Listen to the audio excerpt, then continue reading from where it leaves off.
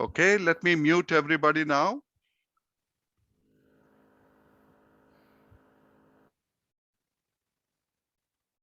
Good evening and welcome to the 159th meeting of FOSWL. For people like Mr. Krishna who are new to this meeting, FOSWL stands for Friends on Same Wavelength. And this was started about 20 odd years ago in Cupertino, California. And the Hyderabad chapter, of which this is a meeting, is in its 14th year. We have completed 13 years of uninterrupted monthly meetings. We have never missed a meeting even during the COVID time. In March 2020, when they declared a lockdown, we held that meeting in May. That is the only meeting which was deferred, to the best of my knowledge. So we're delighted to have Dr. Sheth join us from Atlanta, and several of you joining from various places in India, from US. As I said before some of you joined, please keep yourself muted and type in your questions in the chat. And the speaker will be happy to answer your questions after the presentation is over. So may I now call upon a young engineer and managing graduate. Manasa is a engineering graduate from Koner Lakshmaya University.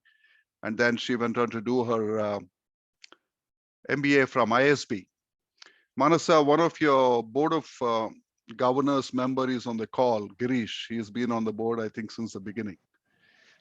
Manasa, would you help us start the meeting by reading the prayer? Yes, Uncle. Hello, Mr. Girish. Morning. Yes. Yeah, I'm starting. Where the mind is without fear and the head is held high, where the knowledge is free, where the world has not been broken up into fragments by narrow domestic walls, where the words come out from the depth of truth, where tireless striving stretches its arms towards perfection, where the clear stream of reason has not lost its way into the dreary desert sand of dead habit, where the mind is led forward by thee into ever-widening thought and action, into that heaven of freedom, my Father, let my country awake. Thank you, Manasa, for reading the prayer for us. Hi, Sanjay, you want to settle down? Okay. Each meeting of FOSWL is an endowment lecture in the name of someone. And this month it is in the name of Mr. Venkateswara Tipirneni, who is the founder president of FOSWL Hyderabad, my father. And the logistics sponsorship for this month's meeting is contributed by SS Prasad, who's also an HPS alumni, in the name of his father, a very well-known railway engineer, Sri. He is known as Krishna Rao, but he's popularly known as SHR Krishna Rao in the railway community. So to tell us a bit about Mr. Venkateswara Tipirneni, we have his granddaughter, Dr. Sravya Tipirneni, who's joined us. And after that, we'll proceed to the next item. Sravya. Thank you, Daddy. Hello, everybody, and a very good evening to everybody. So my grandfather, Mr. Tipirneni Venkateshwar Rao, was born in Angaluru in 1929 in the Krishna district to middle-class agricultural parents. So after completing his high school in the same year that India gained independence, he went on to attend college, first in Machilipatnam and later at Andhra University, where he pursued his bachelor's in commerce. He married when he was 22. And my grandmother, Nirmala Devi, and him have 4 children and 8 grandchildren and 4 great-grandchildren at this particular time. I am amazed at how much change my grandfather has been witness to in his lifetime so far. For instance, when he was actively participating in the Quit India movement at the age of 13, he probably never imagined that he would live most of his life in free India. To me, Grandparents are the bedrock of the extended family, and we all have our respective blessings in life. And having my grandparents around is definitely one of mine. My grandfather does not waver. He does not let his mind or body wither, be it his interest in latest technology to communicate his thoughts or stay in touch with his family or in his daily diet, both of the mind and of the body. He never watches junk TV. He consumes knowledge, not entertainment. That level of discipline and interest in something beyond oneself is a worthy goal to pursue. That discipline and passion is what leads to founding organizations such as this one.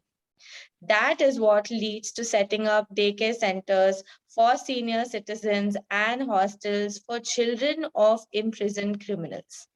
My grandfather is a trailblazer for this and many more things. Never content with the status quo, be it in agriculture or in construction, it is pretty rare to see people that confront issues so readily but yet stay above the quarrel. His nationalistic fervor led him to the Gandhi ashram. His interest in politics and governance led him to the Andhra University Students' Union and the Seva Dal, and to him co-founding Lok Satta. His belief in his integrity led him to having to retire from his business of construction. But I don't view this as failure. Cynicism is failure and inaction is failure. Indecisiveness is failure, but he demonstrates none of those qualities. More recently, his concern has been for the problems of senior citizens in the changing demographics of our country. With most children living abroad, leaving their parents to fend for themselves, increasing difficulty of getting domestic help, especially during the past pandemic years, reduced mobility due to the present traffic situation, etc., he foresaw the need for supported living initiatives in India as in other countries. He visited several such homes for senior citizens in and around Hyderabad and other places, and has motivated and inspired several such new facilities to be set up, including a daycare center for senior citizens in his native village, Angaluru. Another project he is very proud of is a life convicts children's hostel called Samrakshana that he encouraged and guided a friend to set up near GD Metla. It has 27 children of life convicts and about 25 senior citizens and has been operating very well since 2005. Ms. Shri Venkateshwar Rao Garu is also a trustee and an advisor to a lot of NGOs which participate in charity activities. Shri Venkateshwara Charitable Trust, GAJ Charities, which provides educational scholarships for needy students, Vrishamani Foundation, which runs a free hostel and educates about 25 students each year, Association of Non-Resident Natives of Angaluru, which took up development activities in his native village. He is also the founder president of this very FOSWL India, which was formed in 2009. And he's also the founder member of Sarvepalli Radhakrishnan Charitable Society and takes part in its activities. During 2001, on a visit to the US, he attended meetings of FOSWL in Cupertino in California as well. Impressed by its activities, on his return to India, he founded Association of Parents of Telugus Abroad as well. Similarly, he founded the FOSWL India Hyderabad as its founder president in 2009 and has been the inspiring spirit behind its growth since then and is not missed any single meeting except one so far. So, ladies and gentlemen, please join me in wishing my grandfather, Sri Venkateshwar Rao Tiperneni, harmony and health as he continues to serve society and inspire those around him. Thank you. Thank you, Stavia. Stavia is a dermatologist working in Bangalore. She also did the AMPH management course in ISB. 2 years ago. She graduated in 2018, right? Yeah, 2018. Each monthly meeting, as we say, incidentally, my father celebrated his 93rd birthday on the 5th of this month, March 5th. And he has one of his closest friends, Mr. Sitaram Reddy, also who's joined us from Chennai. Each month's meeting, in addition to the endowment donation, is also supported by logistic sponsorship. And as I said, this month's meeting is supported by SS Prasad in memory of his late father, Sri SHR Krishna Rao Garu, as he is known. He was an institution by himself to those who are familiar with the railways. After completing his engineering from Kakinada Engineering College, along with the Metro man, Sridharan, they were classmates. He worked for some time in R&B and CPWD, but then he found his calling really in Indian Railways, and he was with multiple, wings of the Indian Railway as an IRSC engineer. Northeastern Railway, Northeastern Frontier Railway, where he did some yeoman service, and then in RDSO, the Research Development and Standards Organization, which is at the forefront of introducing the high-speed, comfortable trains in India under the Make in India initiative. He retired as the Principal Chief Engineer of South Central Railway, and in the words of his classmate Padma Vibhushan, Dr. E. Sridharan, of whom he was a very close friend, who said that he was always cheerful in his disposition with a smiling face, and he was popular both with his classmates at college and railway colleagues, and his sincerity and hard work were admired by one and all.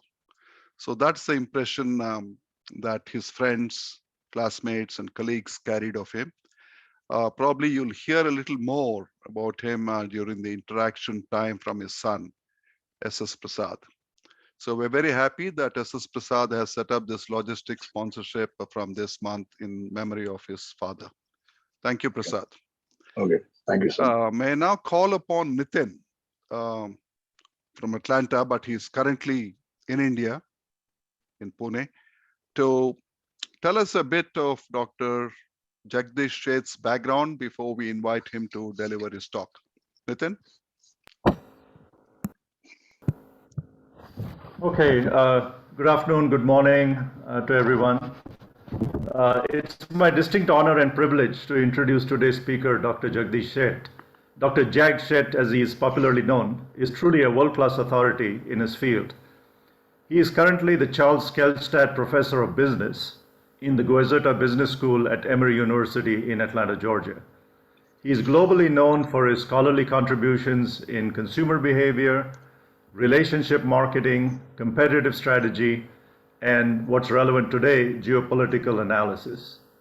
He has over 50 years of combined experience in teaching and research at the University of Southern California, University of Illinois, Columbia, MIT, and currently at Emory University. In addition to being a fellow of several professional organizations, he is also on the board of several companies as well as an advisor to many more. He has also been an advisor to the government of Singapore, as well as a policy advisor to the US government on the future of the telecom industry.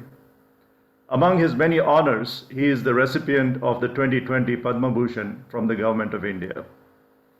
His Rule of Three book has been the foundation for investment bankers and policymakers with respect to industry consolidation, including horizontal mergers and acquisitions. He has authored or co-authored more than 300 papers and several books.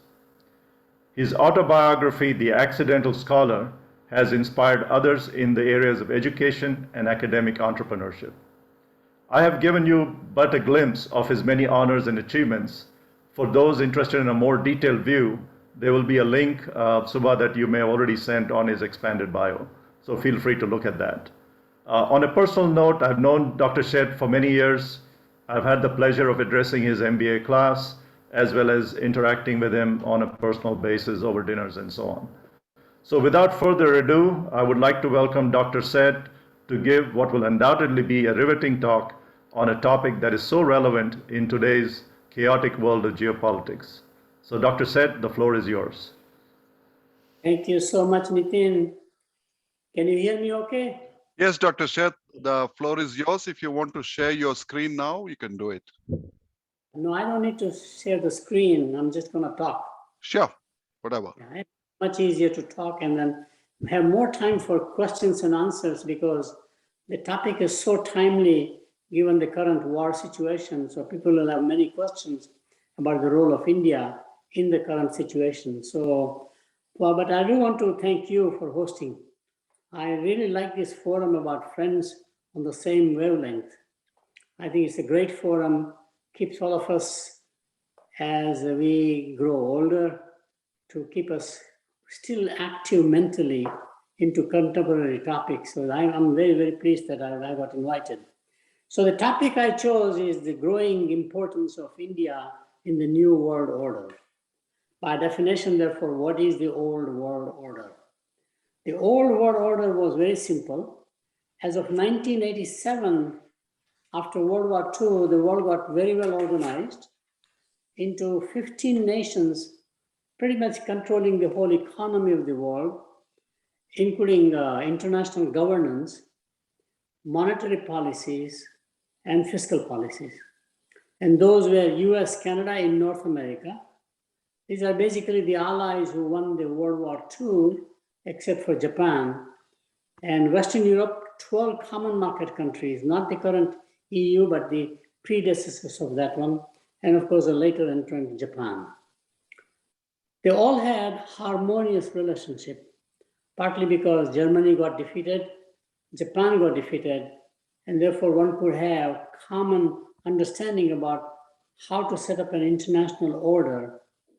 For example, as of 1987, the 75% of GDP was generated by these 15 nations. Think about that one. 75% of the GDP value add on raw materials was done by only these 15 nations. There was no China, there was no India in terms of the world economic contribution. 45% of the world trade was among these nations. They traded products, commodities, whatever they are, and the number is only 45 because all of them still dependent on their former colonies to provide raw materials. So raw materials will come to their factories. In those countries, they will do the value add and export it out to other countries, which is again very fascinating. One common denomination, if you look at all these countries, 15 countries, is that they're all aging and aging very fast. Japan has already reached a point of no return because of their immigration policy, became very affluent after World War II for whatever reason. So Japan is now having, there'll be fewer men next month than today. There's nothing they can do. They're trying to revitalize somehow Japan through immigration, but we think it's too late.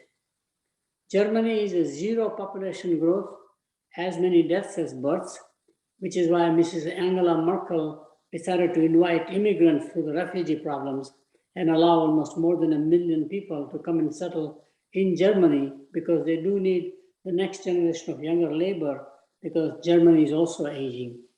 We are also aging, not as fast because we still have an immigration population coming in, but we are also aging. For example, the latest data shows you that we only have 1.4 or 1.5 children per woman when a replacement rate is 2.1. The lowest birth rate is in Spain. Second lowest is in Italy. Remember, these are Catholic countries, which nobody had ever imagined would have a problem of birth rates. This is the new world, this is the world. The nice thing about 1987, or at that point, after World War II, there was a balance of power between communism and capitalism. There are two competing blocks from an ideological viewpoint. Everybody else co-opted into those two blocks primarily. Cold War was a common front. There was a harmonious economic, military, and political relationships among these 15 nations. And they actually created three major institutions: International Monetary Fund, World Bank, and the United Nations. to create international harmony so that we don't have to go to war, or at least not a World War III. That was the dream or the idea. Now what has happened? This has changed. And why it has changed? First of all, 1989, 1991, around that time, collapse of communism, which absorbed many countries into one common cause worldwide. Countries have-nots looking at countries haves and saying, can you share your wealth?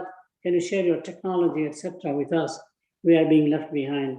I think that collapse of communism became a major, major event, which we will again talk about in today's Ukraine war. Smartphones came in. Nobody imagined what would change the world through smartphones today. We are connected very, very well. And of course, social media. Whether it's Facebook, Google, or WhatsApp in India, for example. This is very interesting. Rapid aging of advanced nations, which was another major area, as I talked about earlier. And there's a new world order came in. We abolished the GATT agreements, General Agreement of Trade and Tariffs, and instead we came out with a trade as a growth engine in the 90s, which did quite well for about 2 decades, maybe 3 decades very well, although now we're having a counter reaction. And there was a huge growing need for cybersecurity. This is the things that has changed the world. I know Nitin is asking me to do something, but I cannot do it. I'm not able to see everything around here, so because I'm on an iPad, okay? So please bear with me. Okay, so new world, is it a new world order or a disorder? I don't want to show my slides intentionally, please, okay? So just bear with me. China emerges as an economic superpower, and it will definitely be #1 in economic ranking, and I don't think anybody can catch up with that one, including the United States. Despite all of our efforts, etc., unless something slows down China, let's say either a military intervention or some like a disease happens, otherwise China is on a road to become #1 economy in the GDP terms. And I'll show you some numbers in a moment. There's a huge discord among traditional allies and alliances. Whether it's a NATO as an alliance, for example, or whether there are any other alliances that are taking place, Quad on the East Coast, on the Pacific side, there's a huge discord. It became quite worse in the last administration we had in America. There was a huge acrimony among people who were otherwise allies, militarily, economically. That has gone away. Third, populism everywhere. So if you look at the Ukraine situation, Zelensky becomes the president of a nation, a comedian with no political power, and he is not an exception. That is a reality in many countries now. A person without party affiliation or without a party begins to rise because there's a huge movement against incumbent governments. People are just not happy with incumbent governments, no matter where you are. Doesn't matter what form of governance we are talking about. Asia-centric economic and military pivot. The world is pivoting more and more from Europe, Asia, to more and more toward Asia. And that I think is a very key one. It's both economic pivot, because the growth is mostly in the ASEAN countries or in China primarily. And if you add Indo-Pacific area into India, which is why India is becoming very important because of the shift. Not only that, but military pivot is also taking place, which I think is a very key issue, because military emphasis now will be divided into 3 major parts pretty much. So that I think is very important. Rise of the new middle class in emerging markets. This I think is an undercurrent. Traditional societies are giving up in terms of traditional ways of consumption. For example, people are today buying branded atta, branded or dals. Everything is branded. Although the current consumption, 60% of the consumption is still unbranded products, and they're all becoming more and more branded products. So there's a rise of the new middle class who would not like to buy raw materials, do value add at home, In fact, the young people today really don't learn the 3 skills of cooking, cleaning, and childcare, for example. They're outsourcing everything pretty much, which is a fascinating change taking place. So the whole world, including emerging economies, are all becoming traditional to modern societies, including modern infrastructure, for example, such as modern retailing. E-commerce is becoming very popular among the middle class to lower income people even, not just for the affluent people. Anybody who has an access to internet, for example, access to the cell phones, the smartphones, is now able to do transactions, especially during COVID time period. We found more and more people doing this phenomenon. So just next one is a political and social acrimony globally. For some reason, through this social media, politicians going directly to the masses, creating enormous amount of acrimony, personal accusations, personal, in fact, attacks. This was unheard of maybe 15, 20 years ago. And the last point I will make around here, whether it's a new world order or a disorder, is capital markets are in turmoil. And I'll give one forecast. It will be neither the equity markets, the stock market, nor the debt market, but more important market, capital market will be private equity and sovereign funds. So keep that in the back of your mind, that they will drive the world economy from a capital aspect. So, BlackRock companies, for example, KKR, Goldman Sachs, and many more are going to determine, along with the what I would call the sovereign funds. So what is the new world order? Out of nowhere, the new world order now is the new triad power is India, China, and United States. So for example, these three economies will be shaping the future for the following reasons. First of all, they are the 3 single largest consumer markets. In many, many industries, China is number 1, India is number 2, and obviously United States is number 3. Most consumer products, not just the cell phones, smartphones, or the internet, for example, or the social media, but consumer products in general, these are the largest markets. And as both China is already a middle income country, as we become middle income, we are going to shift from unbranded products or products make at home into branded products, which is creating an organized market. Unorganized markets are giving way to the organized markets, not only e-commerce, for example, but the modern supermarkets, modern retail formats. In India, in my analysis, I found fascinating, between the producer and the consumer, there are 11 middlemen. Each one having a little thing, but each one has a small margin, thin margin, but it adds up quite a lot. It's a very inefficient system. So today with large retailers, I can have only 2-step formula. In other words, producer sends to one intermediary, who then I go and buy products, whether it's a metro in India, for example. There are several chains that are arising pretty much as physical brick and mortar stores, more important in grocery stores than in fancy luxury shopping markets, shopping centers. That is where actually it turns out that we built shopping malls. They are not likely to do as well as supermarkets. So I have an institute created to understand the geopolitics, not only consumer markets, but these 3 countries will be the largest infrastructure markets, building more contemporary infrastructure or rebuilding old infrastructure, like in America. Very large capital markets is going there. All these 3 countries are the largest defense countries now. India has become a very large defense procurement country. In fact, Israel's largest customer now is India, for example. India buys from all over the world, but we think that in this new realignment between India, China, and America, India is likely to buy more from the US and the NATO countries by and large.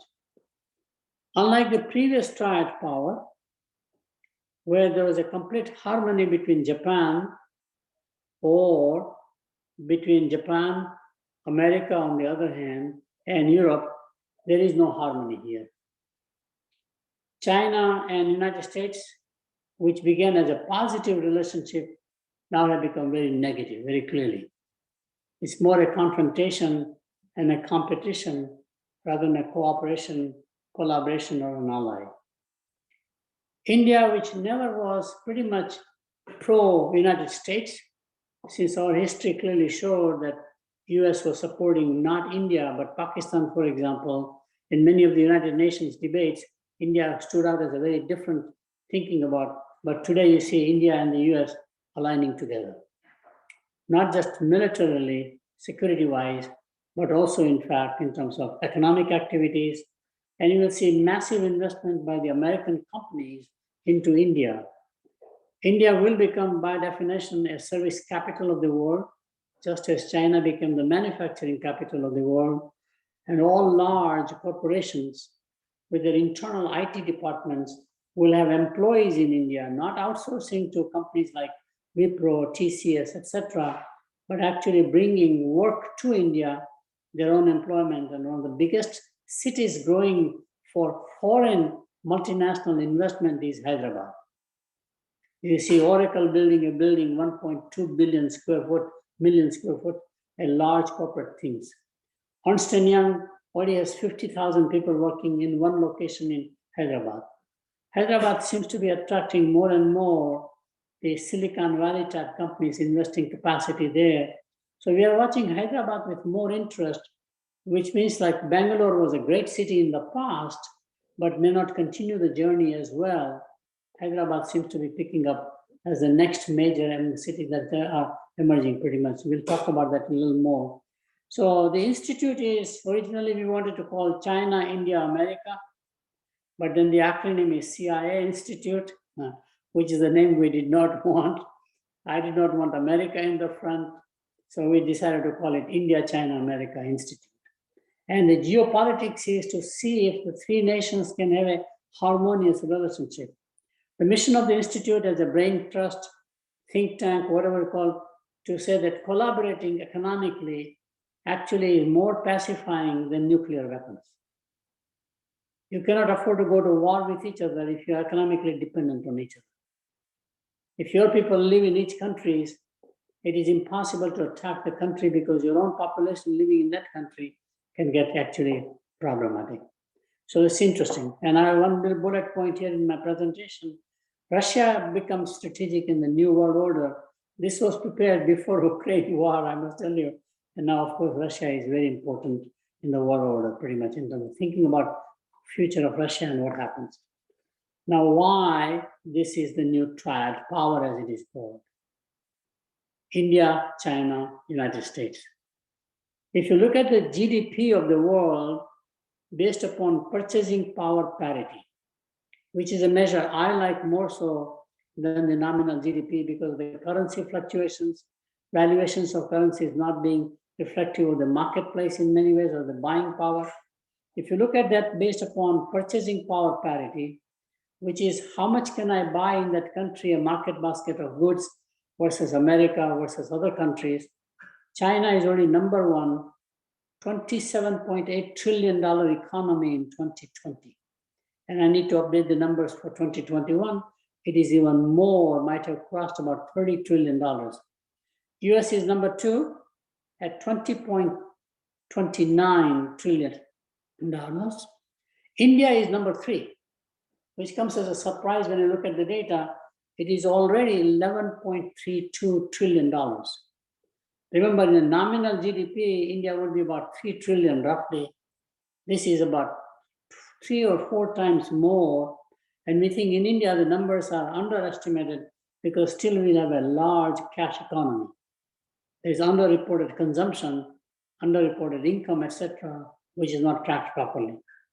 Then comes Japan at 5.45 trillion, Russia at 4.1 trillion, Germany 4.1 trillion, Indonesia coming up pretty much 3.4 trillion roughly, Brazil 3.32 trillion, UK about 3 trillion, France about 3 trillion. If you take the top 10 economies, for the first time you see a mixture of advanced economies and emerging economies. So purchasing power parity, as I mentioned, measure is a better measure to reflect gross domestic product. It reflects the importance of consumer markets, which is why these two economies, China and India, are becoming very important. So now I will shift to say, focus on India in this global architecture. Why India is destined to become strategic globally. First of all, both China and the United States consider India to be strategic for their future, either as rivals or as partners. India has all the ingredients to succeed becoming a major superpower in the world, but it needs a recipe for global positioning. It has great ingredients, but does not seem to have a recipe. And a typical recipe in this kind of a work would be the vision and basically execution on that vision by and large. So what are India's enviable ingredients? As I mentioned, big consumer market. Number two, quite often, and in many industries, number one consumer market. Large defense and infrastructure investment opportunities, which you will see right now, Japan massively investing in the railway systems, for example. South Korea will be investing more, but more importantly, you will see investment coming from the Western countries primarily as we open up the markets for, especially for defense, privatizing of the defense industry. You will see a race toward India. Third key ingredient is digital talent. We are the largest pool of digitally literate people in the world. China is the other one, but the China now is being put on isolation because of whatever happened during COVID, Wuhan incident, etc. So China is right now not patronized by the world. In fact, China as a sourcing destination is being shared now many other countries, such as Vietnam, for example, but definitely India. India is becoming an alternative sourcing destination, especially for digital talent. And I think that's where India will become a major global service capital. One more ingredient, number 4, is global diaspora. If there's something that stands out about India relative to all other nations, is that Indians settle abroad all over the world, more than 20 million to 25 million roughly, every walk of life, actually are well integrated into those communities. They do well.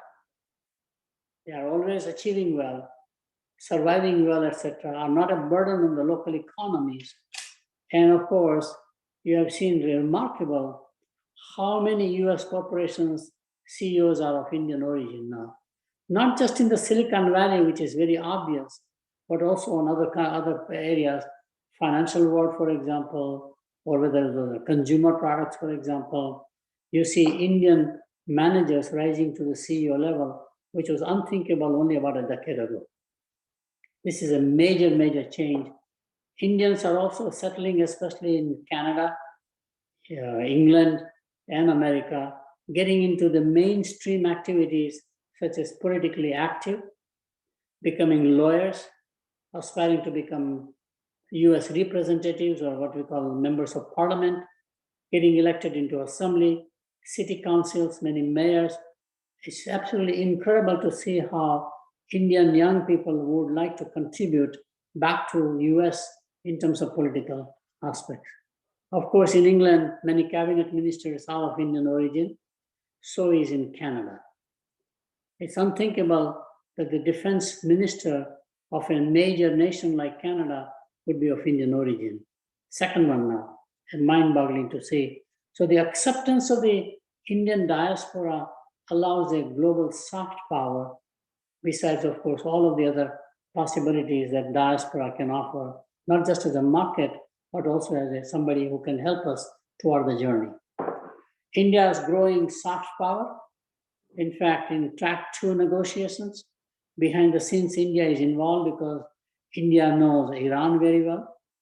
India knows North Korea surprisingly well. So India knows both the traditional, considered to be hostile nations to the European architecture or the Western architecture. India is behind the scenes, able to talk about them, provide guidance, etc. I don't know whether you know, but when America broke off the relationships with Egypt, like Egypt broke up the relationship under Nasser, I think. India was the go-between in Washington as an embassy where the US diplomats and State Department and the Egyptians met in the Indian embassy. Behind the scenes, India was a key mediator in many ways. So India has a very strong soft power, not only soft power through culture, heritage, yoga, meditation, but also soft power through diplomacy, which is very important to understand. India has a very strong military.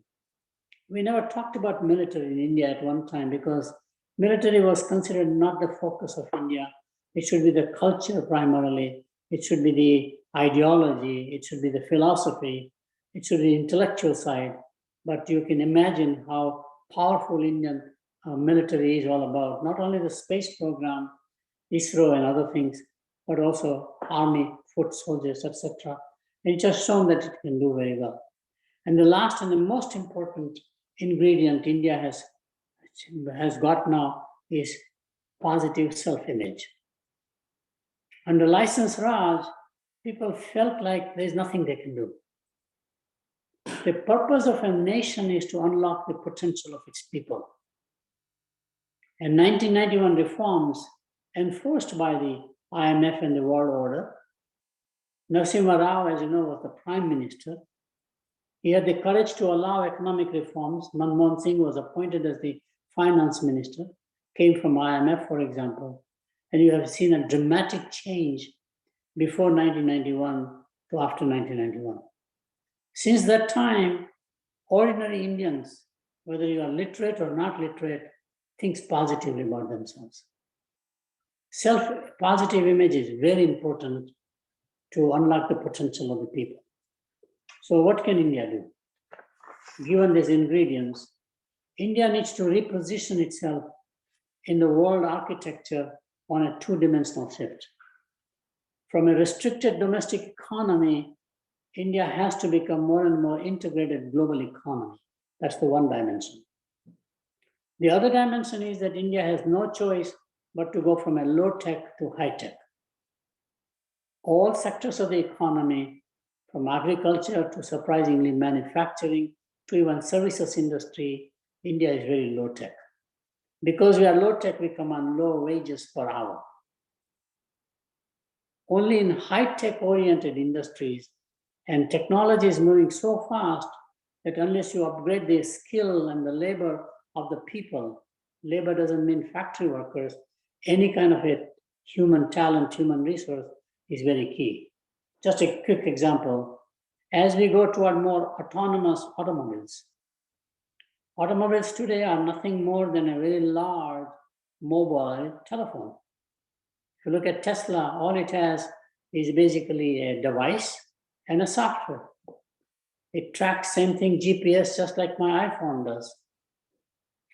Today, you cannot, as a mechanic, do oil change without knowing the computer.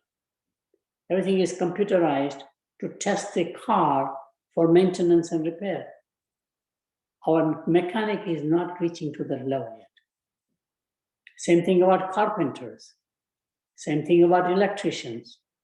Same thing about all of the vocational technical education.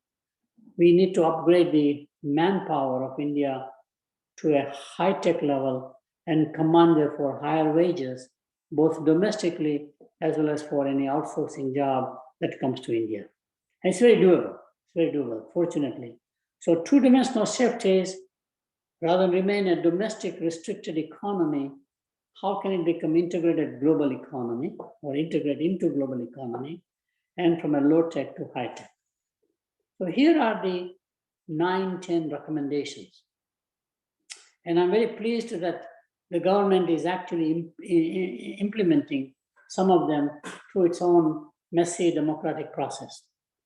The first major important recommendation I'm making is that we must embrace global standards and global benchmarks for domestic products and services.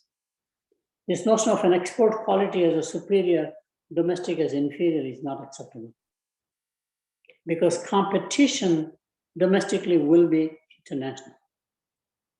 Today, LG and Samsung dominate in white goods, along with Whirlpool.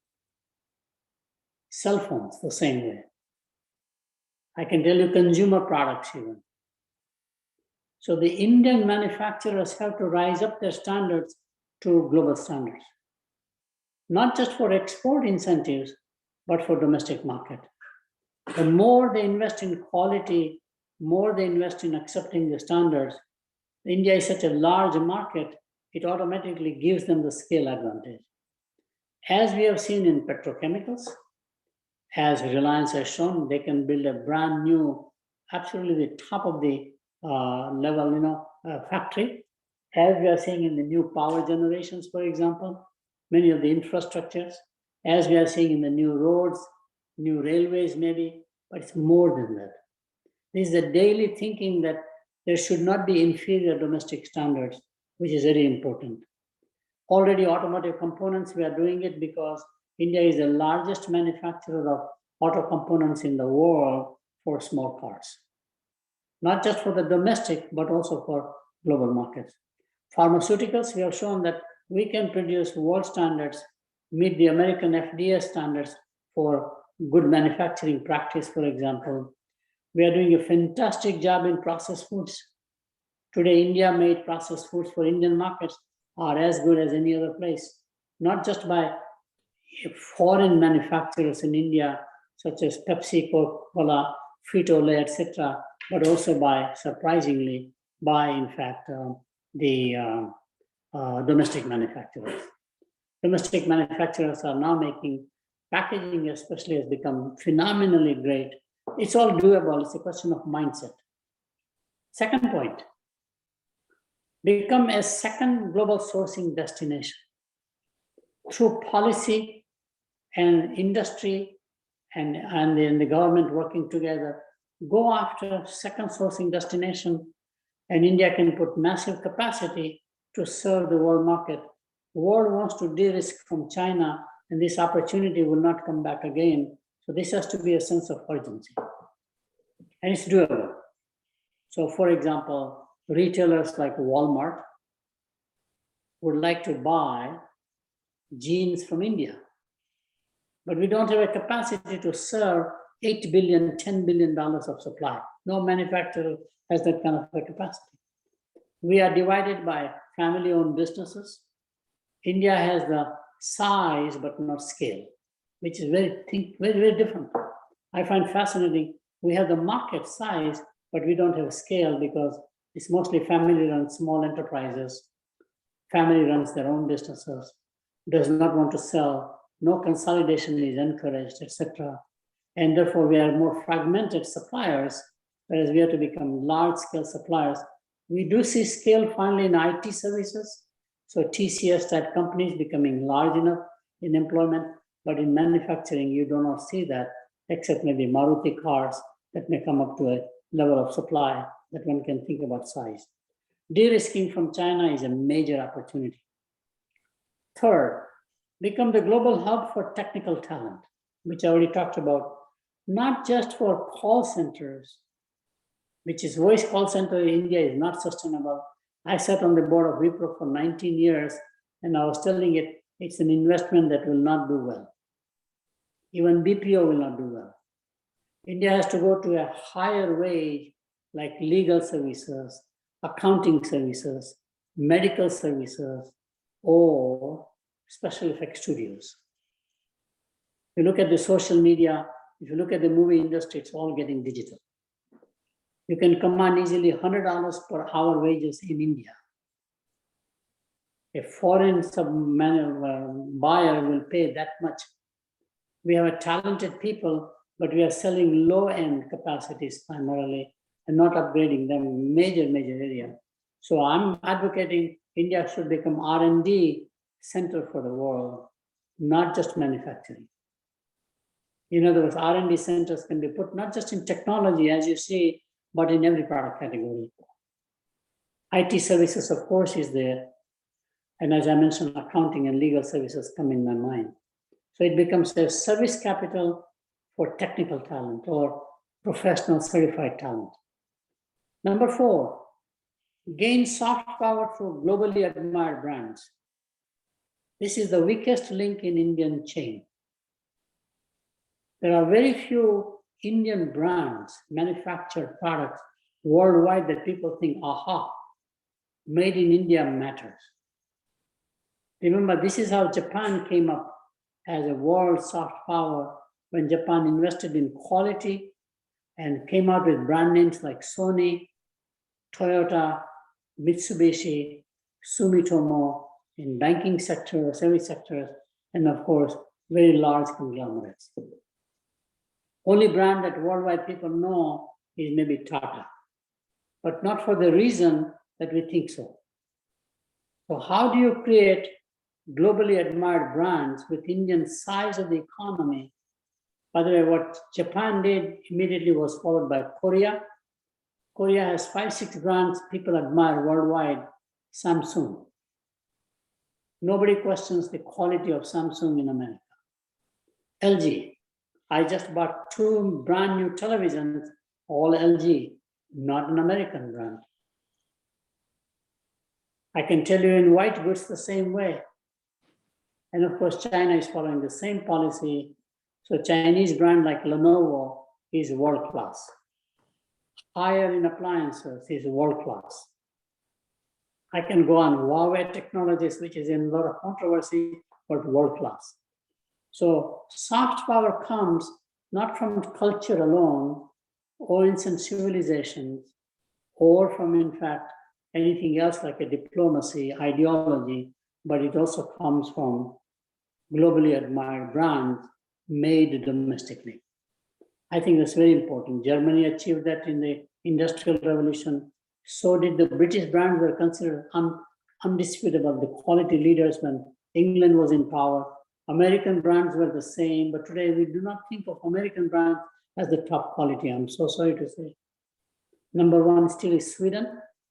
America is number 5 essentially now, creating world-class brands. So I watch that as an indicator coming from the business world. Number 5, speed up digital infrastructure.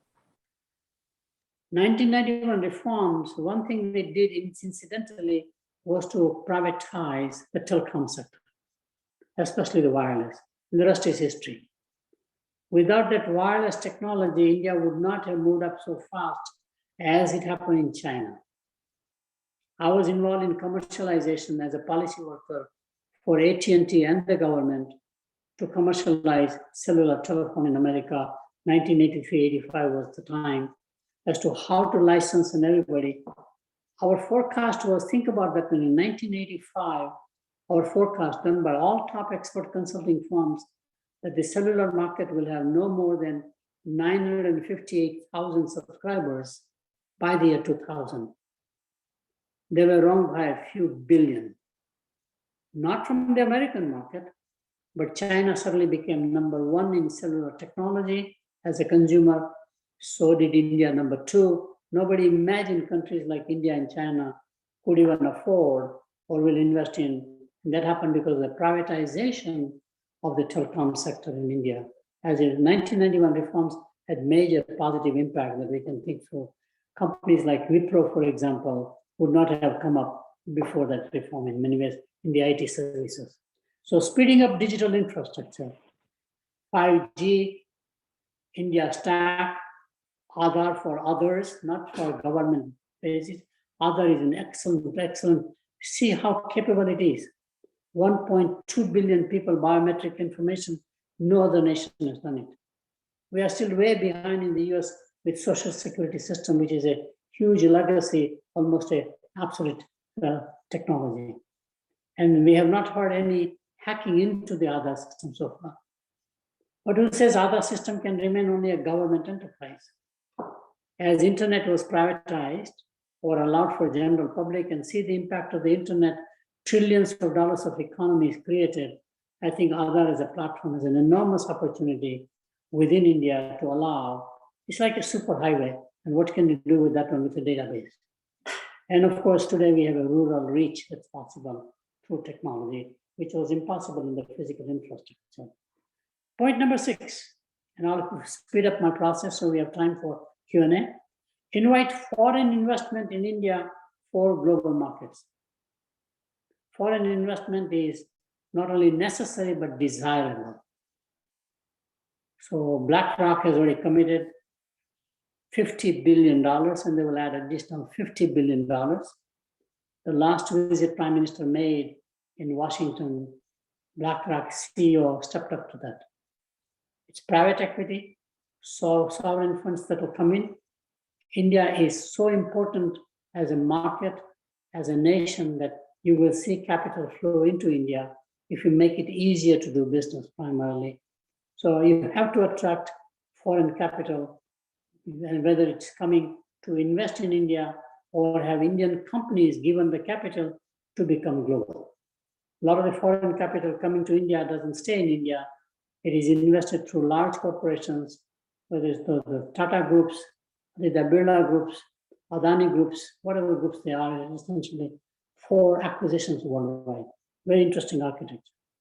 So automobile is a key industry, pharmaceuticals, defense is a very important industry. Make in India, but for the world. Make in India is a good initiative, but it's not just for India, but it should be able to make products for the world markets. Number 7, provide huge economic incentives for innovation and entrepreneurship. One of the key weaknesses in corporate India is that India corporations were trading houses. After independence in the 50s, government encouraged them to become manufacturing houses, but none of them put investment in R&D. Mind-boggling to see top corporations having very small amount of R&D. R&D was basically government laboratories, world-class, by the way.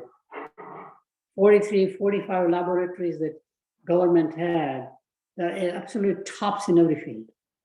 Brilliant scientists, but as government workers, they don't have the motivation, the incentives, the private incentives like patent rights, etc.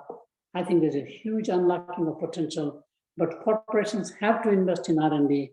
And of course, now government in the new education policy document have talked about creating a national research foundation similar to National Foundation in America or NIH in medical field, for example. So this is how America came about. Government investing in R&D dollars or motivating the corporations, laboratories to compete. Bell Labs competed for government contracts. Cellular technology was designed primarily for World War II with the notion that if you win the battle, you win the war.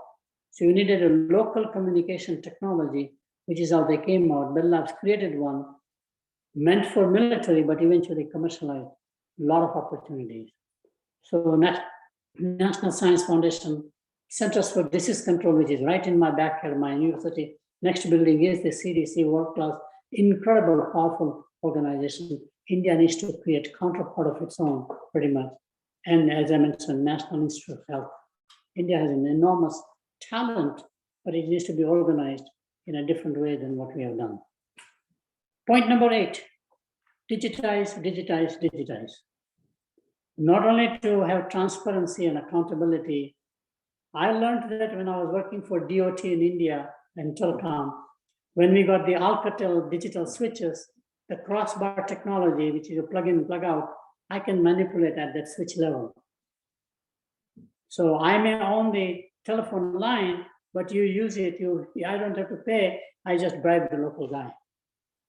We found once you put the digital technology in metro area like Bombay and Delhi, the MTNL, local guy could not manipulate. Software controlled everything. Soft switches have come. So digitization will reduce corruption, will reduce fraud. Transparency will come. So I'm a very strong advocate. Government must digitize, not only GST, which is a great platform. And in fact, in my forecast on the budget last year, I made a point, largest revenue generator for the federal government in India will not be income tax, but GST. A huge, huge GST, small amounts of money gets a long way to be shared with the states, etc. So data is the new oil, as everybody talks about. Greater transparency. And what happens with digitization, you enhance human capital. You make human capital even more valuable, more smart. Number 9, manage mandate management education for diplomats, military and state enterprises. Brilliant people through IAS exams, Indian Administrative Service, Indian Foreign Service, Indian Police Service. They're brilliant people, but they do not learn management principles. And when they are in charge, they're managing budgets and people, but they don't know how to do it. So now we are recommending that every agency, a foreign service agency, administrative service agency must have in their academy a management course, or go to ISB, or go to IIM Ahmedabad to have a very intense course to learn ABC of management alone. How do you manage human resource? How do you manage capital resources? How do you manage operations? Very important, because they're trained in a way where they're not taught about the skill set. And the last one is that India must deepen diplomatic relationship with G7 nations. That power will be still there with us for a long time. The G7 nations are very critical as we carry out our journey, not just other non-aligned nations or nations, the BRIC countries alone. And I must tell you, this is where I have become pretty fond of Prime Minister Modi. Whether he meets Putin on the one hand, very different person, Angela Merkel, actually the new president of France, in America, Obama, Trump, and now Biden, very different personalities. But there's not a single nation, not just G7, but emerging economies in Africa or in South Asia that I've heard through grapevine negative view about the Prime Minister. He does his homework. He is well prepared. He seems to have a knack of becoming personal friends, as he did with Abe. People respect him for who he is. To me, he is probably one of the best brand ambassadors we have had in recent times as a leader of the nation.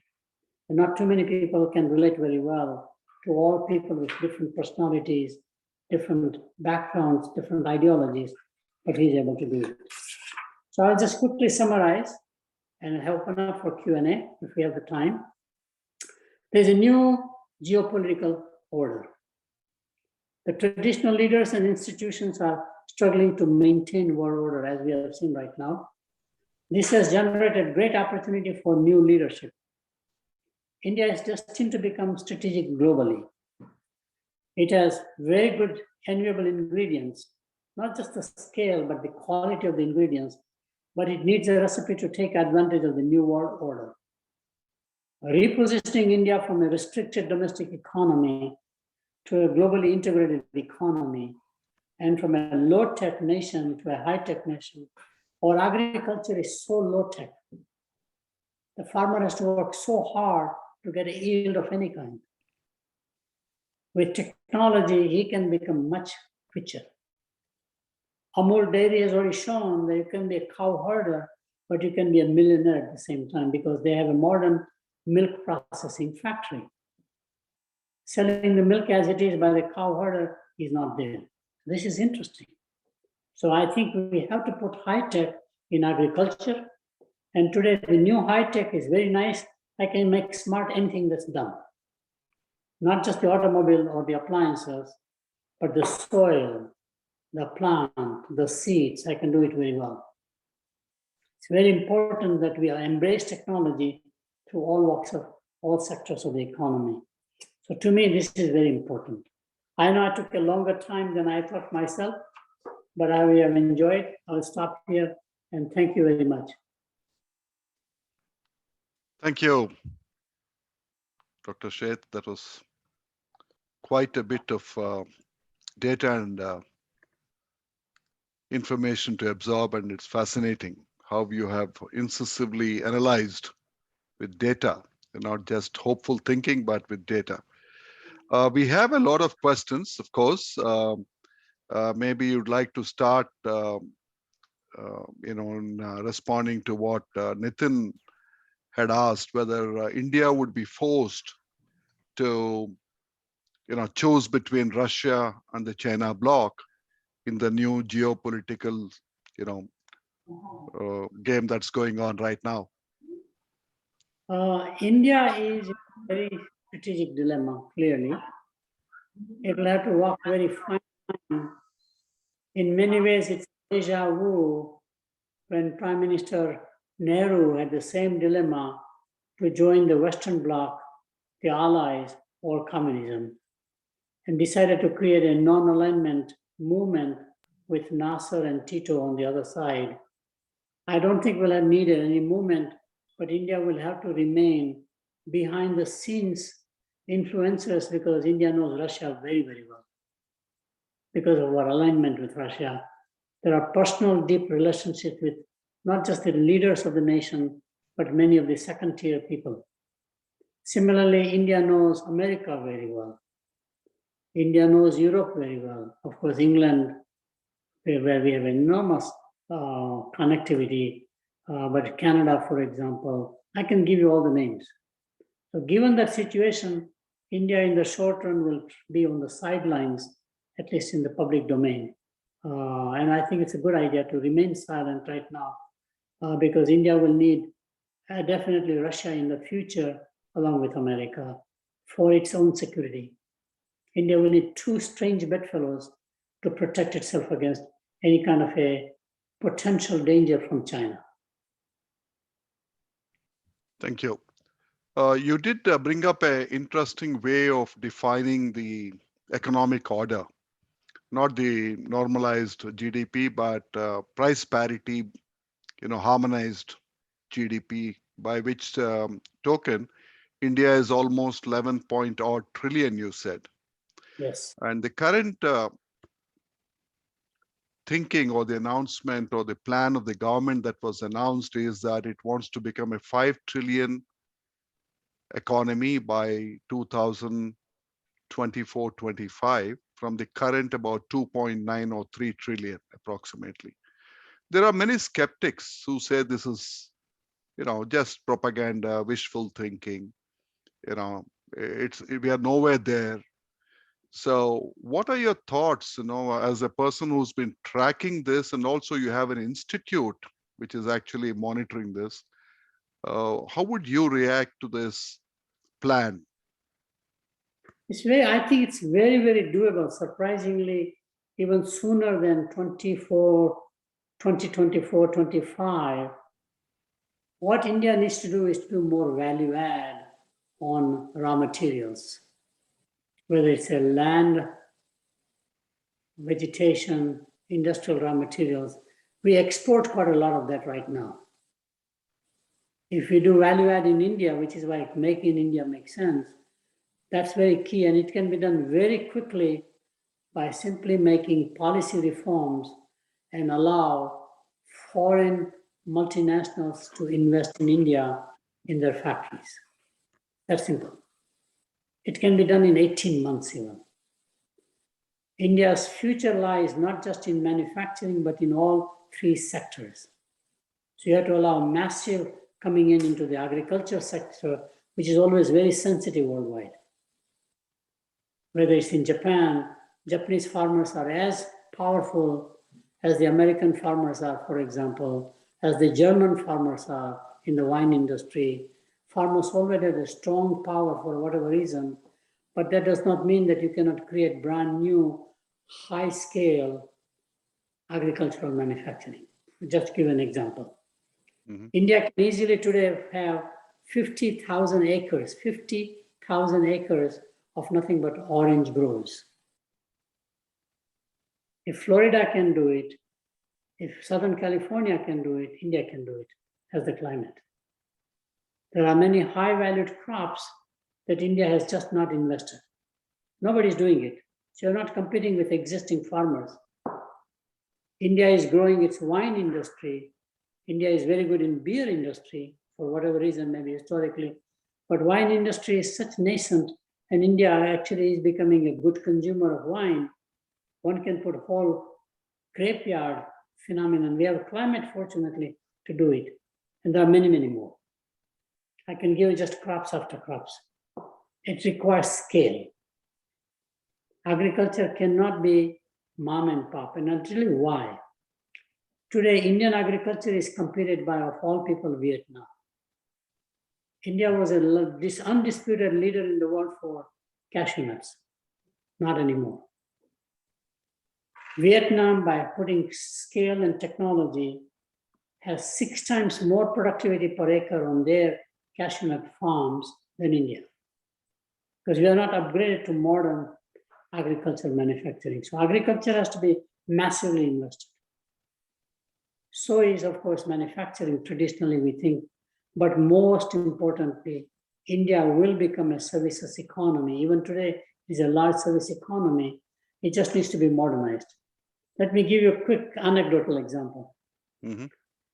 I did a research on India's tourism business and was shocked. India has 1.3 billion tourists annually. I said, the number, something is wrong here. 1.3 billion tourists makes no sense. But they're all domestic tourists. We go to all these major religious pilgrimages. 10 million people will go to one of those events. And you have so many other events like Tirupati Balaji in South where I grew up, for example. There are the Shiv temples in Varanasi, for example. There are millions and millions of Indians go. And if you look at the travel industry itself for that tourism, it is so backward. It is not certified well. You should be having a certified talent. Everybody should be on the same technology platform, should be communicating seamlessly if you are serious about tourism as a business. Foreign visitors coming is about 15 million. That can be wrapped into 50 million easily if we had the right digital infrastructure, which we don't.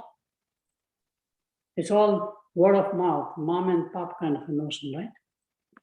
We have the large companies like American Express Travel, Thomas Cook, for example, but they're all basically not feeling as important in terms of investing in India.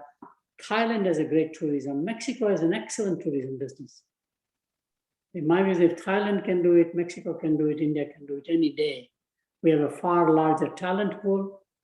All those service sectors, which are low wage pages, have to be technically upgraded very quickly, and certification is a must. You have to certify every job at every touch point in that area. Another example, I'm sorry to belabor the point. I also did research for, I think IIM Kozhikode had a conference, and I got excited about medical tourism. Mm-hmm. In India, medical tourism is about 1 million people, which is pretty good size, which are all foreigners. Largest number of people coming to India for medical treatment is dentures, dental care. By the way, that's true all over the world. Russians settle in America, go back to Russia for dental care. All Eastern European countries, because dental care there was highly subsidized, was a government enterprise, essentially no private sector as yet.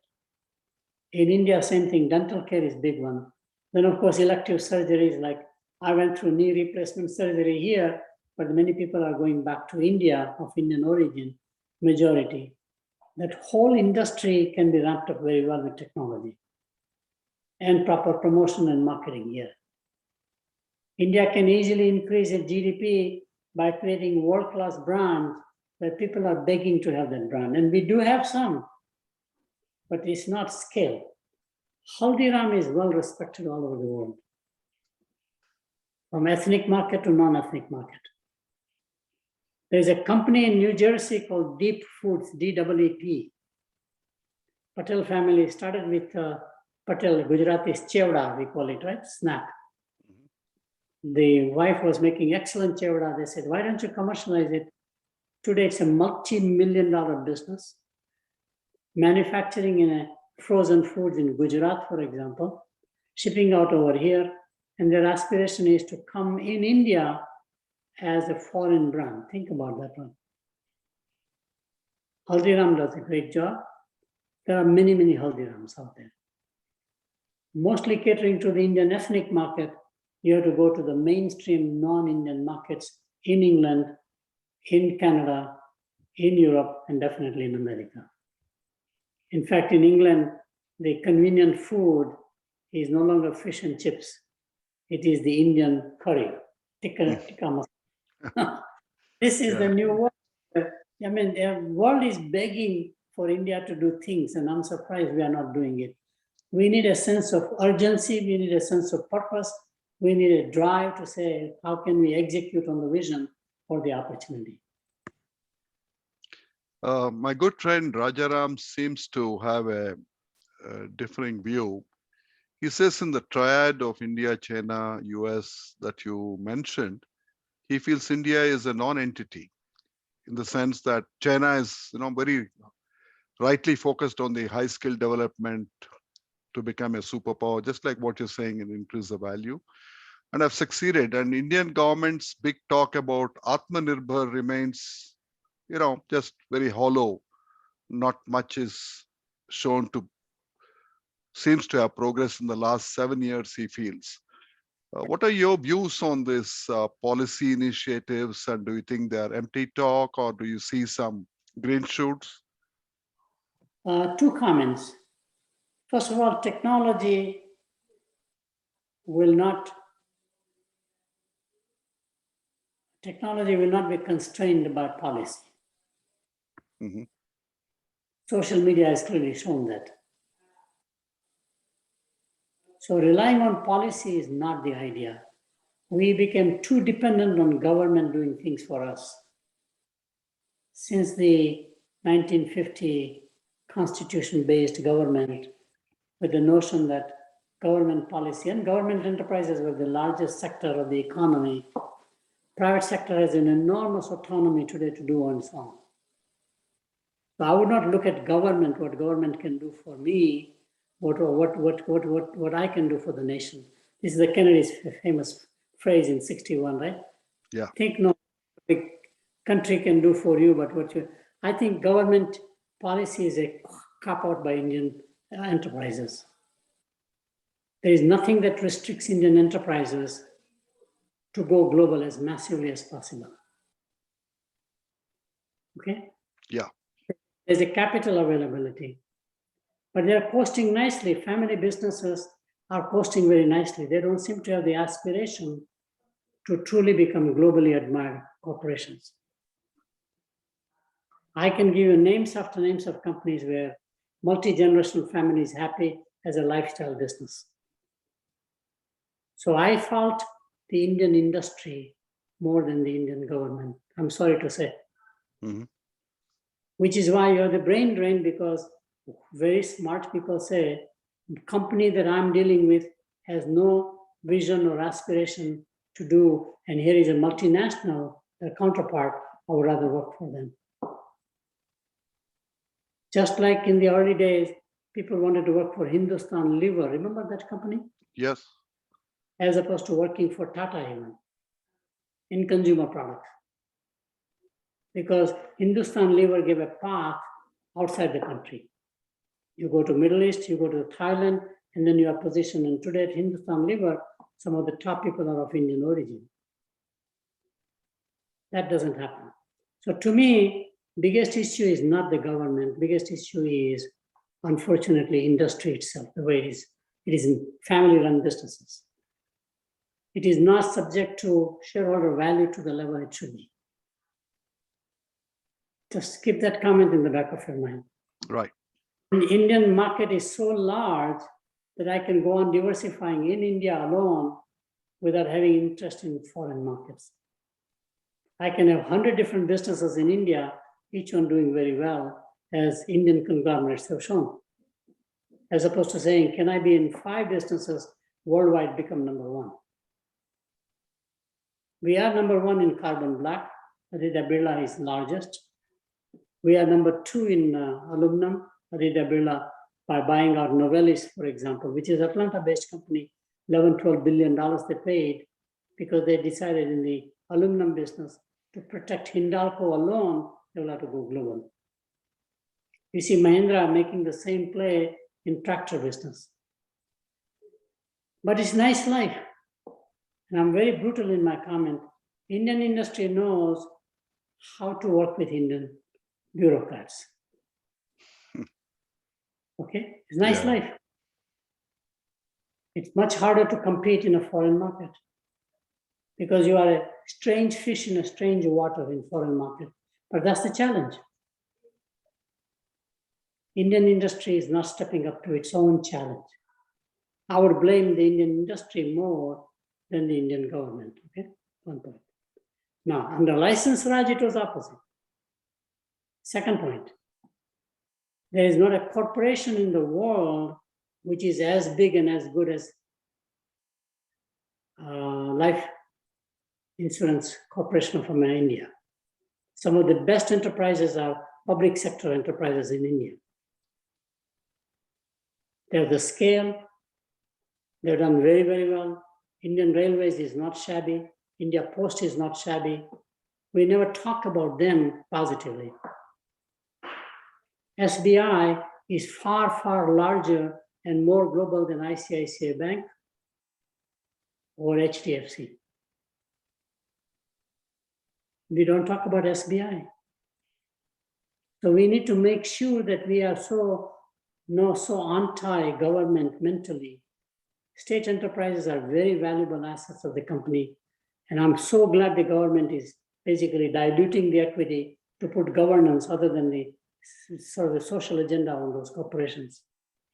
Air India is a classic case. So will be LIC when they dilute equity, for example. Value will go up. So, I mean, at one time, the DOT was excellent in the telecom department. Okay. I mean, I can give you examples, for example. So I have a different viewpoint. So we agree to disagree. Okay.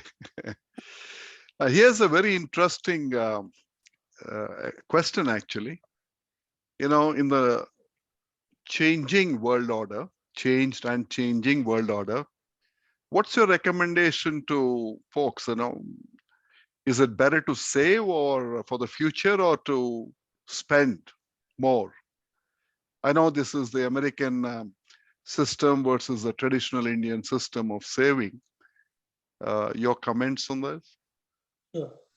Saving is always better than non-saving. Worst thing you can do, especially in countries like India, is to get into debt. If you borrow money, it's very oppressive, which is why farmers commit suicide because they borrowed money using land as a collateral. So somehow our ancient faiths have always said, don't borrow money. Whether borrowing money is from a chit people, for example, systems, you know, chit system is very big. I was shocked to find out the chit system alone. I think one chit company from South India had a $5 billion of transactions annually. Mind-boggling. Here is another reality that we don't know. These are the things that we don't think about. I did research out of curiosity, looking at the gold, who possesses gold in India. From 1950 to year 2000, 50-year data, London Metal Exchange has the data, by the way. And I found we have imported, India has very few gold mines. Most of it, we have imported 1,000 metric tons of gold annually. So we have 50,000 metric tons of gold, out of which about 20% we make jewelry and it goes out of the country, export market, through Dubai Gateway, sometimes Hong Kong, many of the parts of the world. 80% of the gold is in India. Question is, who has that gold? It's not the central bank, Reserve Bank of India. It turns out it is exactly in the hands of the people who are declared by the United Nations as below the official poverty level of $2 per day income producers. $700 annual income.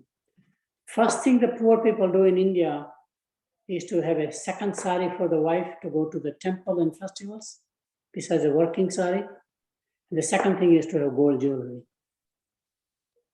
I grew up in Chennai, in T Nagar, during Pongal time, as we call it, Makar Sankranti.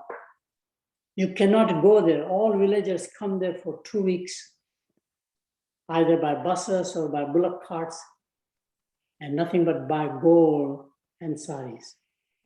70% of that gold, and you know what the value it is? You take 50,000 metric tons, reduce it to about 30,000, taking 20% off, 30,000 metric tons, 2,000 pounds per ton, $1,500 per ounce, 16 ounces.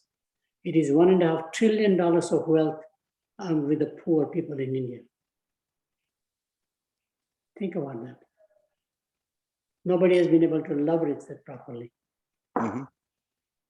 In America, we intentionally said gold is the worst investment you can make.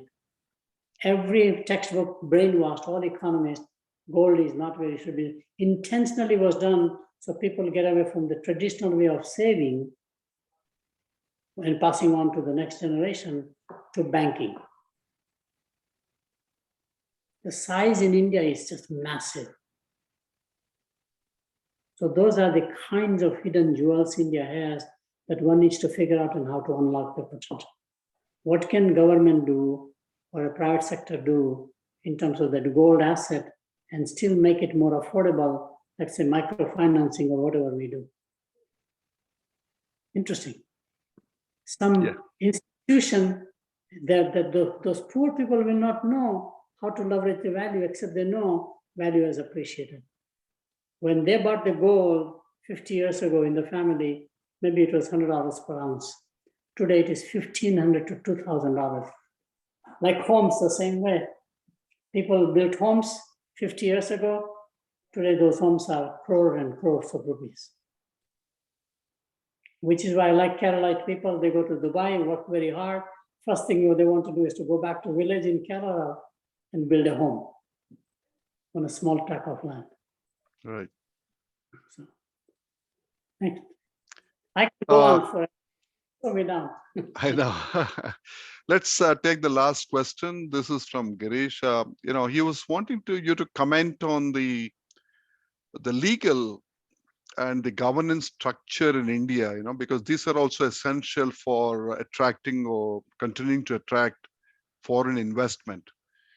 There are past expenses under the famous cases till recently, with retrospective effect, laws were changed and the huge legal battle.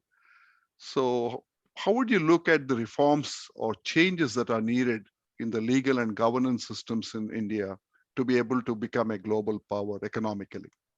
Yeah. First of all, they will happen, may not happen as soon as we would like to, because they're long overdue. A lot of these things should have taken care in 1991 reforms itself, because India had no choice. India was run by IMF.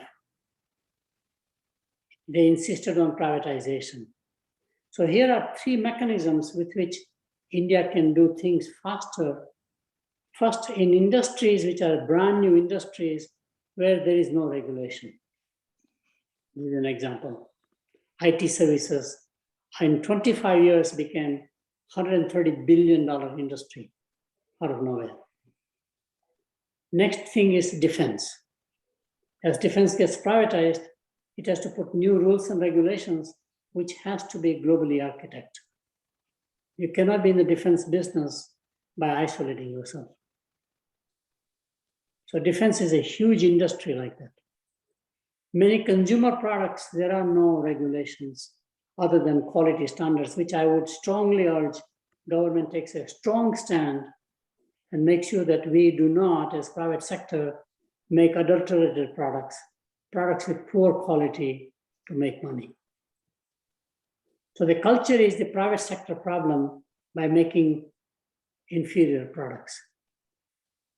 Japan came up and basically forced by policy, you are not allowed to make inferior products. Whether those are pharmaceuticals, medicine, whether those are any consumer products. So again, what I'm saying is that we still have such old factories to make soap. We have such old factories to make electrical bulbs. They're not safe for the worker. They're not safe as products. Again, burden falls on the industry. Nothing to do with regulation. Second area, right? Third area, there's a whole digitization that becomes substitute for governance. Today, governance comes not from laws on the books, but governance comes where technology just doesn't allow you to do it. The whole accounting system is now basically online. Whole accounting system is going blockchain. All four major accounting companies in America want to blockchain a self-governance mechanism or a distributed governance. Government loses the power automatically. So the third major platform for changing reforms is technology. The indirect effect of technology is massive on governance. Thank you. We have a lot of more questions, some sent to me on this chat, some to my WhatsApp, but it's 8 o'clock and we should close. All things good have to come to an end. You did mention the Indian Postal and Indian Railway Service, and this month's logistics sponsorship was in the memory of somebody who helped build that infrastructure. Prasad, would you like to just take a couple of minutes to add to what I said? Unmute yourself, and then we'll call our secretary for the vote of thanks. Yeah. Thank you so much, Subbarao Garu. First of all, I would like to congratulate for the wonderful presentation made by Sri Venkateshwara Garu's granddaughter. It's so apt an occasion, probably for 14 years or so of your beginning of the FOSWL. So more than anything, I think I should congratulate Venkateshwara Garu for giving us this wonderful platform of FOSWL where we could all meet, interact like this. Kudos to him, sir, and God's blessings to him and to all of us. And definitely such a thought-provoking and wonderful and so elating what you call presentation by Dr. Jagdish Shett. And we're also fortunate to you made it possible for him to. Thank you so much, sir. And you have already covered very extensively, rather very comprehensively about my father, Sri Krishna Garu. Maybe I could only supplement little in this little bit of this thing. So one quality which was that task orientation with attention to detail was a hallmark of his personality, be it in his professional or personal life. In fact, his pursuit of excellence was almost bordering on what today's generation would call it as fastidiousness. So, and like you, in a lifetime, probably he has achieved so much, which very few could achieve. And since you did mention about the Northeast Frontier Railway, incidentally, he was the first probationary officer in the year 1958 to be posted to the Northeastern Frontier Railways, which so his formative years of this young officer, Mr. Krishna Rao, coincided with the formation of the Northeastern Frontier Railways. And he used to always say it was the most challenging period of his entire railway life was Assam. And he used to talk about the great trigonometrical survey in the jungles of Assam and in the dangerous terrains infested by whatnot. So that was something memorable for him. And probably today's youngsters may not even get such an opportunity because it was original work apart from the regular maintenance in Assam. So listening to him itself, I miss him, of course, and listening to him was such a great, we ourselves used to become so much full of nostalgia and sentiment. He's a father who had spent 15 years in the Northeast Frontier Railway, apart from, I think, 6 to 7 years in the RDSO, the Research Standards Design Organization, and Sheth Saab, we would also watch that. It is one of the premier organizations of the railways.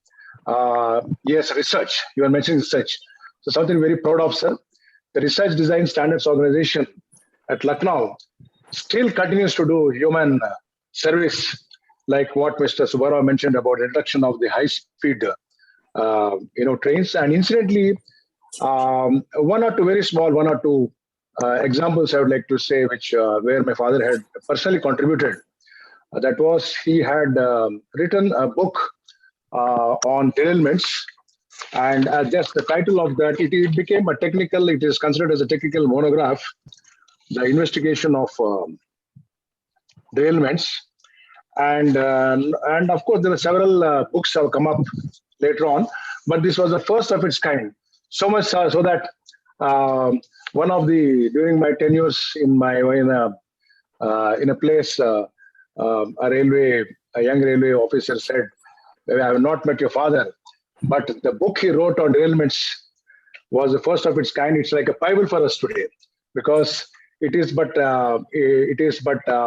as a consequence, when any accident takes place, the cause of the accident could not be easily determined, because it could be on the operating side, the rolling stock, the signal certification. Ultimately, there's a poor, the guy who looks after the railway track because invariably the track gets distorted, twisted. So everybody pounces on the civil engineer. So this book, a technical book, comes to the rescue of the civil engineering. So, and another, I would like to probably just conclude with one example, because otherwise it will become like a biography. We don't have time for that. As the chief engineer construction, he was responsible for the construction of the third Godavari bridge across the mighty river Godavari in Rajahmundry. The unique thing about that bridge was it has got the long span concrete girders. They are known as bowstring arch girder. It is really an engineering marvel, both aesthetically as well as in terms of cost saving. And those who have not been there, I think, should not miss having a look at this third Godavari bridge long span girder. Probably it's one of the kind, not only in Asia, probably one of the kind in the world, sir. So I think with these words, I think thank you for giving the family of SHR Krishna a wonderful opportunity, sir. Thank you. I just wanted to mention that, like you said, Dr. Sheth also is well known to many across the world through his books, just like your father. And your father also had the habit of making, very detailed notes, and you have a lot of them. We will talk about it again, I'm sure, once we have. Dr. Sheth, I wanted to also share with you before our secretary, Mr. Subhash Chandra Bose, gives a vote of thanks, is that you mentioned about the global quality of research laboratories in India. We had Dr. R.A. Mashelkar, who was a director. Yeah, he was a speaker on our one of our meetings, and we are going to have one of our classmates called PLN Prabhu. He is the chairman of the board of ICRISAT now. So he is going to deal with why agriculture remains unremunerative in some countries. Both these points you alluded to. I'm trying to get one speaker on the recent farm laws amendments which were made but had to be withdrawn. Hopefully we'll get somebody to understand this perspective. You just mentioned this very words. We need to modernize, we need to increase the holdings. You mentioned all that. But there has been a huge upsurge of resistance to those changes. So this is some of the topics FOSWL is looking at for future talks. You wanted to say something, I think? Yeah, I wanted to make two comments. First time I came to Hyderabad professionally was 1970 at the Administrative Staff College. It was world class. And we had a session for export marketing, 10 days. First 6 days, the export marketing head was the student or a participant. And then the last 2 days was the chairman of the company. So you'll have a Hindustan, for example, you'll have a Tata. But one of the entities that was in the organization that came in was Indian Railways. What blew me, not only they had a great consultancy company on the side, but Indian Railways operated 14 other countries' railways, most in the Middle East and East Africa. Great time. Our biggest has gone into public sector R&D, administrative, services, IIS, etc. That needs to be unlocked. So I just want to mention that was my first exposure to Hyderabad, and of course I loved it. I came many times later on for other institutions, including Wazir Sultan Cigarette Company. I remember that, which was owned even by ITC. Some great friend, Dharni Sinha was a great friend, etc. The last one I want to mention is more recent. I think 3 years ago, I came before COVID and immediately flew to see the Statue of Unity in Gujarat, Mm-hmm. I think somewhere near Baroda. I wanted to see that intentionally to see, and it's incredible to see Indian engineering. I think Larsen and Toubro was the contractor, but the size and magnitude is mind-boggling compared to anything else in the world. And my wife and I have been privileged to travel all over the world looking at ancient relics as well as modern relics in many ways. And it's incredible to see. So we can do it. Right. The question, I still believe, same point I'll again say, I think asking government to do is not the future. Right. And government will become more and more enabler because it has no choice. Given the populism movement right now, governments have to become more enablers to the industry and to the individuals to unlock their potential. Unfortunately, as I mentioned to you, government laboratories, there is no counterpart in private sector, which is mind-boggling. I worked for Bell Labs for many years. I worked for GM Tech Center, one of the best in the world. I worked for Pillsbury and General Mills, what they call kitchen people. Foundation of the American enterprise has been on their R&D, not on manufacturing. In India, we bypassed that. From trading, we went into manufacturing by getting the license, and we never invested. Look at the budgets. It's all in the annual reports. There's very little amount of money because I don't know why we don't invest as a private sector significant amount of R&D, except maybe in pharmaceutical to some extent. Even IT industry, I don't see any kind of a pure R&D platform things done by any of the top 5, 6 IT service companies, which are all $10 billion or more. Nothing is coming out. It's still application of somebody else's software. So there's no product software, for example. I mean, I'm just telling you, sitting on the boards of companies, that was my biggest problem. Whether it's consumer soap business or lighting business or Indian software business, etc., except pharmaceutical, I can see. Even automotive sector, I don't see. So to me, burden lies with Indian industry more so than the government. Right. Thank you. May I now call upon our secretary, Mr. Bose, to propose you'll have to unmute yourself, I think. Yeah. Thank you. Thank you, Subbarao. President of FOSWL, Hyderabad, Sri Venkateswara Rao Garu, distinguished speaker, Dr. Jagdish Shett, family and friends of Sri Deepen Venkateswara Rao Garu, ladies and gentlemen. Thank you all for joining our 159th monthly meeting. This is the third meeting in our 14th year without a break. We thank the family members of Sri Deepen Venkateswara Garu for establishing an annual endowment lecture in his name in the month of March. We are very happy that his granddaughter, Dr. Savya Tigunani, and grandson, Mr. Kaustubh Tigunani, could be a part of today's meeting. Thank you, Dr. Savya and Mr. Kaustubh, for joining us this evening and sharing some snippets of your view of your grandfather's life. We thank Sri S.S. Prasad for the annual logistics sponsorship for the month of March for this year in the name of his father, late Sri S.H.R. Krishna Rao, erstwhile Principal Chief Engineer of Indian Railways. Sri Krishna Rao was a much respected and well-known senior railway officer and fondly remembered. Thank you, Ms. Krishna Manasi Swarupaneni, for reading the prayer. Thank you, Mr. Nitin G. Dolvi, Atlanta, Georgia, USA, for inviting Professor Sheth to deliver today's talk and for introducing him. The brilliant talk delivered today by Professor Sheth could not have been more contextual and timely. We have all read and watched about the ongoing Ukraine conflict and how India handled it.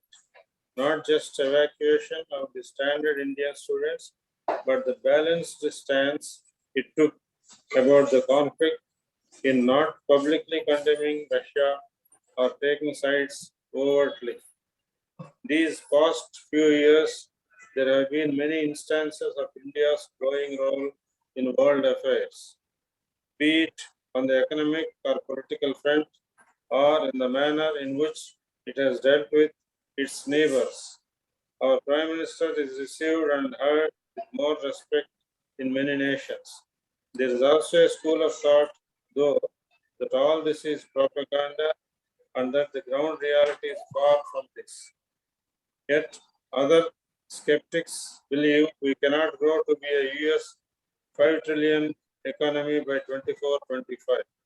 While both these views may be stemming from reasons of faith and adoration for the man at the helm or due to political considerations.